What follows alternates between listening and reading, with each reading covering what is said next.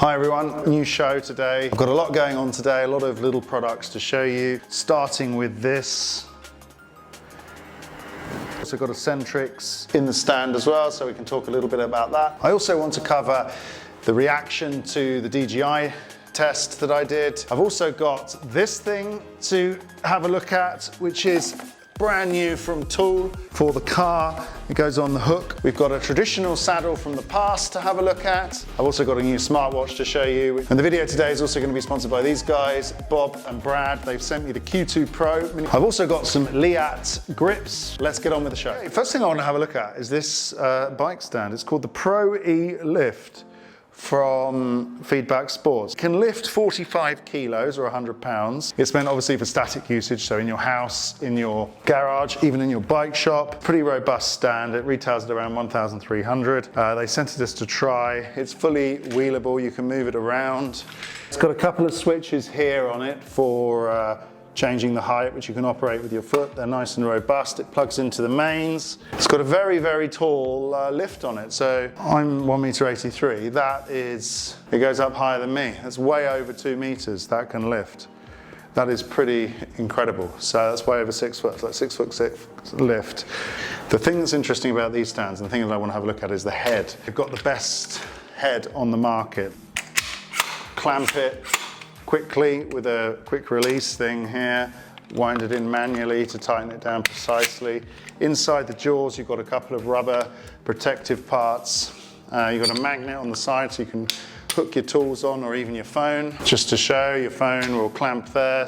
It can pretty much do anything. It can do this up to, Anyway, you've got a very stable bike, easy to work on. Not cheap, yes, €1,300, but if you have a bad back, you've got heavy bikes to work on, maintain at home, or even in a sort of more of a workspace environment, I think it's a fantastic thing. So, whilst we've got the bike in the stand, I also wanted to show you this, the Centrix motor. You've probably seen the review that I've done. Quite an interesting motor, a lot of traction. This is worth noting, has the 45 pole disc on it. If we get into the dynamics of how motors work a little bit later, this one very much follows the torque and the Bosch methodology when it comes to connecting the rider to the movement of the bike. So I want to talk to you now about this, the OutPace Thule bike rack. Basically, it's a very foldable bike rack.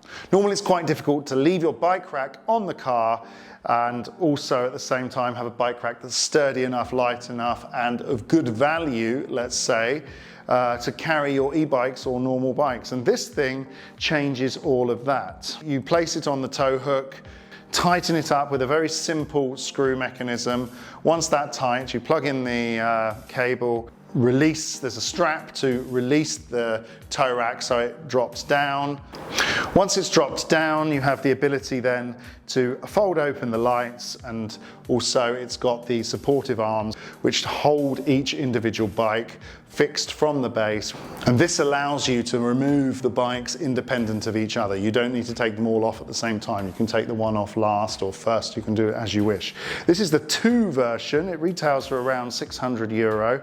Absolutely fantastic. Ideal for people who have space issues or don't have anywhere to store this kind of thing. The great thing is you can also throw it in the boot of the car if you want to take it off, and it's pretty light and easy to move around. As you can see, I can pick it up quite easy here, and there's absolutely no stress at all. Impressive piece of kit. I will have a full test of this on motor.it very soon. Right. So this is a bit of an ad part of the video. The video is sponsored by these guys. That's Bob and Brad. They've got a large following on the internet, and they've given me here the Q2 Pro, the mini massage gun.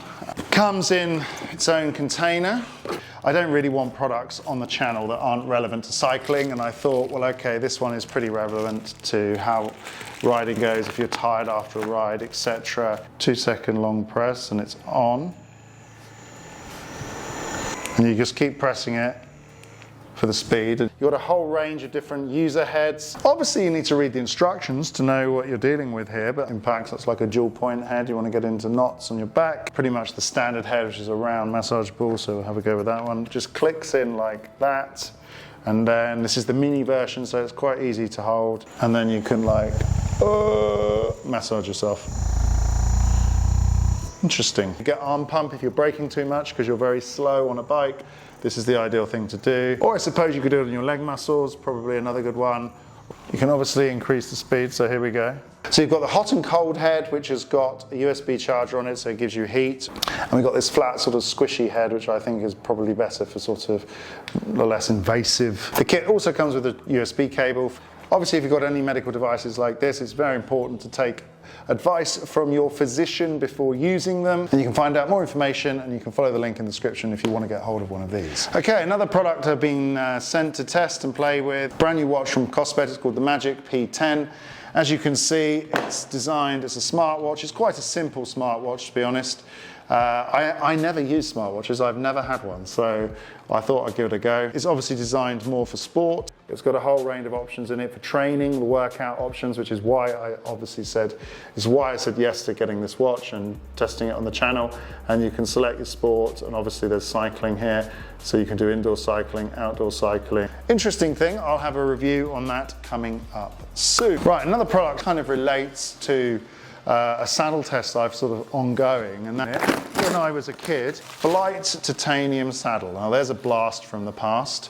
So I bought one of these back in the day. They're really lightweight at the time, but it's kind of an old-fashioned saddle style, but I'm interested to try that again, and I'm going to do a bit of a comparison video on how saddles have moved on from the past into the future. Bit of an iconic saddle, that, the Flite titanium, so we're going to try that and see how that goes. I've got one more product to talk about, which is cool. These are called the Reaflex from Leatt. These have a special dampening layer inside them that are supposed to remove vibrations. Now I need to obviously try these. Available now for 2025. They have spent a lot of time trying to manage arm pump, and this is their idea of how it's come up with. Now obviously Leatt sponsors the channel, so I'm going to try them, and I'll try and give it an open opinion as possible about them. 6th version, they're available in different colors. We're going to have a look at that, or we're going to try that out on the bike soon. So last thing I wanted to cover was obviously the controversy created by my last video on the DJI motor test, on the Forbidden that I tried. I think there was a lot of interesting comments there, some of them quite amusing, some of them quite rude, abusive actually, so I had to delete a few because there were just people just outright swearing on the channel, and this is not a place to swear at people on. Thanks a lot for all the different feedbacks there. Comments, obviously, I pinned one of the top comments because I thought it was pretty interesting. There's a lot of emotion involved, it seems, with this subject of the DJI motor. Everyone thinks I'm a DJI hater, and I'm not a DJI hater. I don't think people seem to understand. But there is another piece of news that's very important. DJI have actually disconnected their name from the Avinox system. Now the Avinox system is called the Avinox system, and the motor is the M1.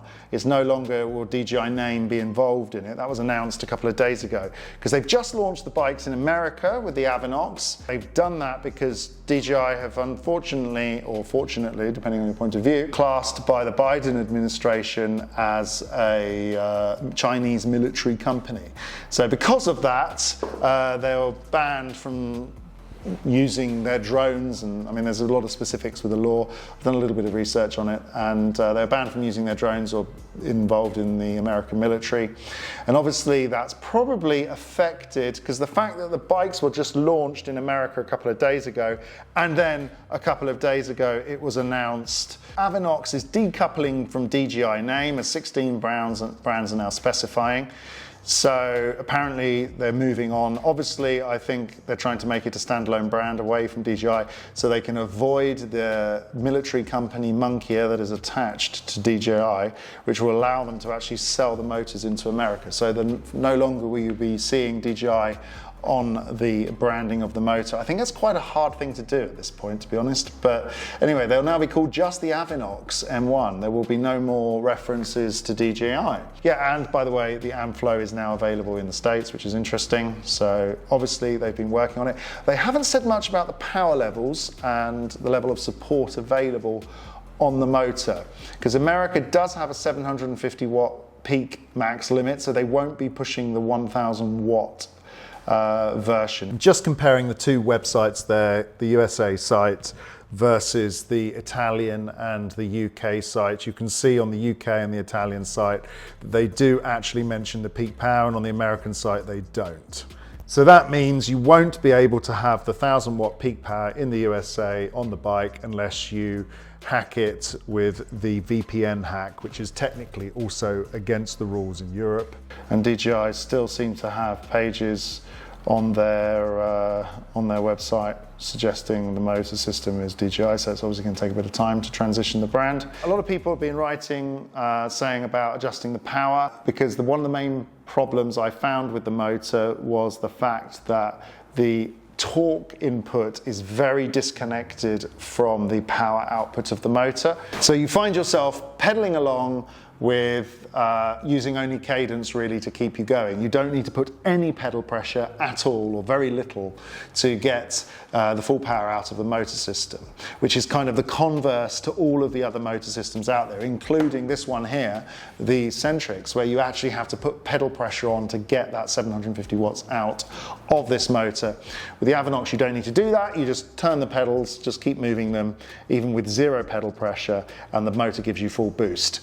Now, a lot of people don't seem to understand what I was talking about when it comes to that way the motors work. You cannot adjust that feature.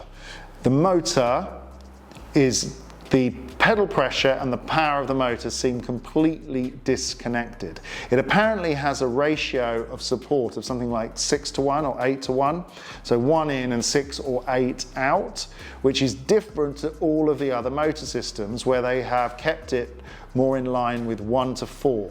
So maximum 400% output. The reason being is they're trying to multiply the usage of energy of the rider and connect very closely the rider pedal input to the motor output. As I said last time, maintaining the energy of the rider and the energy of the motor in phase.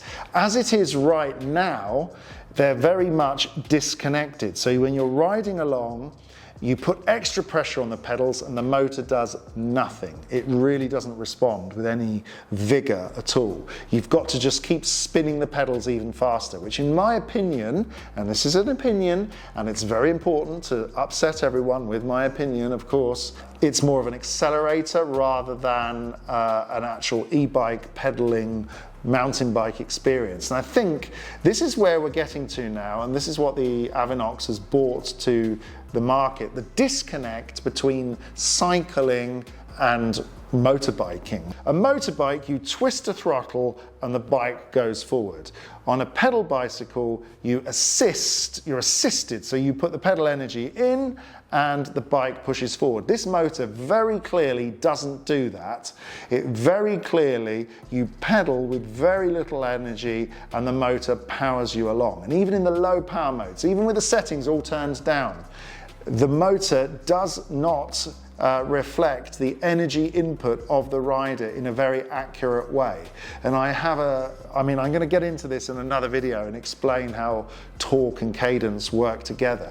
On a recent video I did with Ascol, where we loaded 3 different firmwares into the system, you could clearly feel and see the difference between each firmware and how it affected the cadence and the torque, where our final software firmware setting, which you could not adjust in any app, gave you a more cadence-based support, but nothing like what you experience with the Avinox. And I don't think people seem to understand that. And in fact, some of the comments were like, so obviously I dropped the video to a few respected colleagues so they could give their feedback on it. Makes sense what you're saying, that the motor support just reacts to cadence, not torque applied. So it does react a little bit to torque applied, but not much. And it's a feature I really don't like, because it means that you're riding a motorcycle essentially. That's what Bosch were getting at when it came to their discussion, when they were explaining to all the journalists the legislation that this type of motor design can affect, because essentially you've got a motorbike. You could just remove those pedals and fit an accelerator and the bike would ride the same. You would not need to pedal. You don't need to pedal that bike. Most e-bikers wouldn't know the difference between the two and are just happy that it makes them go uphill faster, which is, I think, is a fair point. People always get angry when they spent $8,000 of their own money and hear something bad about it. I think that's a fantastic point. And there are no options in the apps of any motor maker to adjust how much cadence or how much torque is the ratio of those. There is nothing on no motor system that I've tried. And also, it's not seeming to be a system that, or a feature that anyone has requested so far. If they put that feature in where you could make that motor respond in the same way a Bosch motor would respond, or a Centrix, or a Shimano, or all the other motors out there which have a much more cycling experience, I think then you would have a motor which would be very interesting. But for the moment, absolutely not. It's not a cycling motor, and the Avinox feels like a cheap €1,000 e-bike motor. And I said that in the video, and I mean it. Like, no torque sensors at all, just twiddle the pedals and the bike powers along. And it seems like most of the other media out there who've tried the DJI haven't tried all the other motor systems, including this one, which, you know, I mean, I seem to be one of the only people who's managed to get hold of one of these to test.